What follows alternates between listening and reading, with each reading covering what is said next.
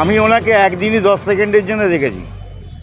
এখানে এসেছিল, কেমন আছে ব্যাস এইটুকুই, চলে গেল। বাইরে থেকে বাইরে করে চলে গেলেন নাকি? হ্যাঁ, ভেতরেও ঢোকেননি।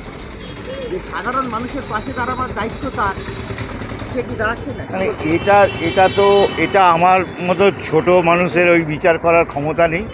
উনি শিক্ষিত মানুষ, ওনাকে দল দায়িত্ব দিয়েছে এবং উনি যেভাবে দল পরিচালনা করবেন সেটা ওনার ক্যাপাসিটির ওপর নির্ভর করে। আমরা সাধারণ কর্মী, একদম বুথ স্তরের, BLA 2 80 নম্বর বুথের। ন্যাচারালি আমাদের ওনাকে অ্যানালাইসিস করা বা ওনাকে করা মানে সমালোচনা করা সেই শুরু হয়েছে তবে থেকে রোজ প্রতিদিন যতক্ষণ চলছে ততক্ষণ আপনি এখানে আছেন। হ্যাঁ, এটা আছে, এটা বলতে হবে। আপনি তো ওই জন্যই আপনাকে জিজ্ঞেস করা যে বিধায়ক তিনি তার দায়িত্ব ঠিকমতো পালন করছেন কি করছেন না, ওনাকে আমরা দেখেছি খুব কম। ওনারা একটা আবার শুনেছি আলাদা কোথাও একটা ওয়ার ক্যাম্প আছে, হয়তো সেখানে উনি বসেন, এখানে আসেন না। প্র্যাকটিক্যালি একদিনই এসেছিলেন, ওই মিনিট 10-15 সেকেন্ডের জন্য, জাস্ট এখানে একবার দাঁড়িয়েছেন, আবার চলে গেলেন। আপনার নাম? আমার নাম তাপস কুমার বন্দ্যোপাধ্যায়। না, আমি তো প্রথম দিন থেকে এখানে আসছি। আমি কোনো দিন দেখিনি, একদিন দেখেছিলাম, ওই 2-4 সেকেন্ডের জন্য দেখেছিলাম। এসে বললো কী কাজ হচ্ছে করে আবার বেরিয়ে গেল। আমি তো কোনো দিন দেখিনি, আমি ডেলি আসি। এখন তো কাউন্সিলর বলে বালিতে কেউ নেই, সব দায়িত্ব বিধায়কের হাতে। তিনি মানুষের সঙ্গে কথাও বলেছেন বলেন না, ওইটা তো আমি তো দেখলাম না, ঢুকলো ভিতরে, ঢুকে বেরিয়ে গেল। দাদা, ভোটারদের কি সমস্যা হচ্ছে কি না হচ্ছে এটা কি জানার চেষ্টা করছেন তিনি? এবার এই 2-4 মিনিটের মধ্যে উনি কি জানার চেষ্টা করেছে আমি বলতে পারবো না। ভোটারের কাছে থাকতে হবে যেরকম আমরা থাকি।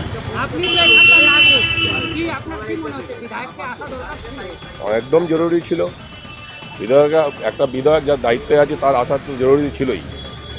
তাকে দেখতে পারেন না, এমনি কৈলাস মিত্র যুব সভাপতি উনি ডেলি একবার করে আসেন, এখানে ভিজিট করেন, এখানে বসেন। আচ্ছা, হ্যাঁ হ্যাঁ হ্যাঁ, সব ভিতরে যান, ভোটারদের সঙ্গে কথা বলেন। সে মানে বিধায়ক নিজের কর্তব্য না না না না না না, কি চাইছেন আপনি বিধায়ক মানে এখন একটা রাজনৈতিক লোক হওয়া উচিত। এইসব এদের বিধায়ক নিয়ে এদের অসুবিধা পায় না। না না, আমল তো ভাঙে। নাম রায়চৌধুরী।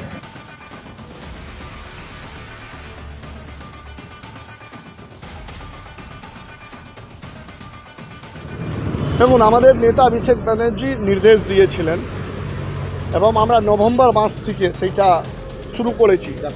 4 তারিখ থেকে 4 নভেম্বর ওয়ার্ডে প্রেসিডেন্ট ঠিক ডেটটা বলে দিলেন আপনাদের। এবং 35টা ওয়ার্ড বালি বিধানসভাতে 35টাই ওয়ার্ড ভিত্তিক ক্যাম্প হয়েছে, হেলথ ক্যাম্প। 3টে জায়গা ওয়ার্ড রুম হয়েছে, একটা মেন ওয়ার্ড রুম, বাকি 2টো বেলু লিলুয়া। এবং 2 দিন আগে আবার একটা ইনস্ট্রাকশন দিলেন যে হিয়ারিং সেন্টার বাড়াতে হয়েছে। সুপ্রিম কোর্টের নির্দেশে নির্বাচন কমিশনকে বাধ্য হয়ে বিজেপি দালালি ছেড়ে অভিষেক বন্দ্যোপাধ্যায় তৃণমূল কংগ্রেস লড়াইয়ে জিতে আমরা হিয়ারিং সেন্টারগুলো, শুনানি কেন্দ্রের সংখ্যা বাড়ানো হয়েছে, মানুষের যেন হয়রানি না হয়। এটা আমাদের লড়াই, অভিষেক ব্যানার্জি দিদির লড়াই।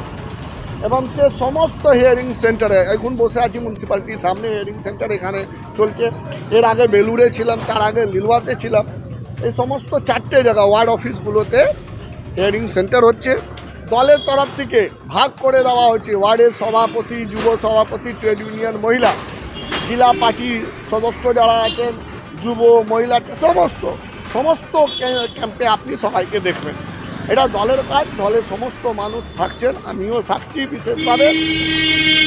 MLA সাহেব আসছেন না বা কোথায় ব্যস্ত আছেন এটা উনি বলতে পারবেন, কেন কি উনি কোথায় আছেন সেটা আমার তো বলা উচিতও নেই, আর আমি জানিও না সত্যি। তো উনি কেন নেই এই হেলথ ক্যাম্পগুলো ওয়ার্ডে 35টা ক্যাম্পে, সেটা আমি জানি না কেন, কিন্তু উনি নিশ্চিতভাবে ভালো করে বলবেন কেন নেই। বা এই 1.5 নভেম্বর থেকে চলছে, এখন অবধি কোনো ক্যাম্পে দেখা যায়নি যেটা আপনারা বলছেন, সেটা জবাব উনি দিতে পারবেন। আর নিশ্চিতভাবে ডক্টর আছেন, তো একটু ডক্টর চেম্বার নিয়ে ব্যস্ত থাকতে পারেন, বাট কোথাও মানে কেন জাননি সেটা আমি বলতে পারবো, এটা আমার বলা উচিত নেই, আমার জানাও নেই। মানে দাদা, আপনি যেখানে থাকছেন সেখানে কি বিধায়ক যাচ্ছে না? এইটা কি ধরনের কথা? এইটা তো উনি বলবেন যে যাচ্ছেন কি যাচ্ছেন না, আমি কোথায় থাকছি আপনার কি মনে হচ্ছে? কি আপনি তো আপনাকে তো দেখা দেখা যাচ্ছে যাচ্ছে না। দেখা যাচ্ছে টেন্টে দেখা যাচ্ছে लेकिन বিধায়ককে দেখা যাচ্ছে না কেন? তো এটা তো বিধায়ক বলতে পারবেন না কেন দেখা আপনার কি যাচ্ছে মনে না। হচ্ছে যে আপনি যাচ্ছেন বলে উনি যাচ্ছেন, এরকম কোনো ব্যাপার আছে? না না না, এরকম কোনো ব্যাপার নেই, এরকম কোনো ব্যাপার কেন থাকবে?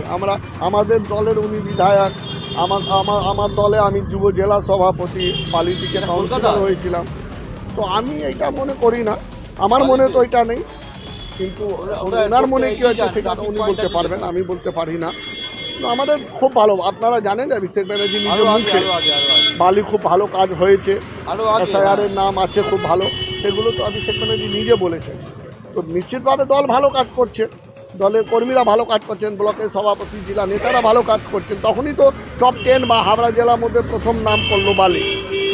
এখন কে কোথায় ব্যস্ত আছেন সেটা আমি কী করে বলবো? সাধারণ মানুষ लेकिन জনপ্রতিনিধিকে পাচ্ছে না, এটা অভিযোগ সাধারণ মানুষ। সেই নিয়ে আমার বলা উচিত, আমি বলবো না, রোল কথা এটা নিয়ে বলবো না।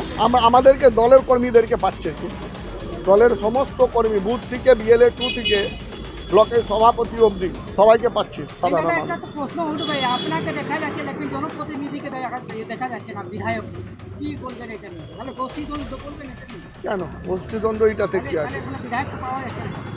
সেটা তো বিধায়ক বলবেন কেন পাওয়া যাচ্ছে না, আমি বিধায়ককে পাওয়া যাচ্ছে না সেটা আমি কি করে উত্তর দিতে পারি?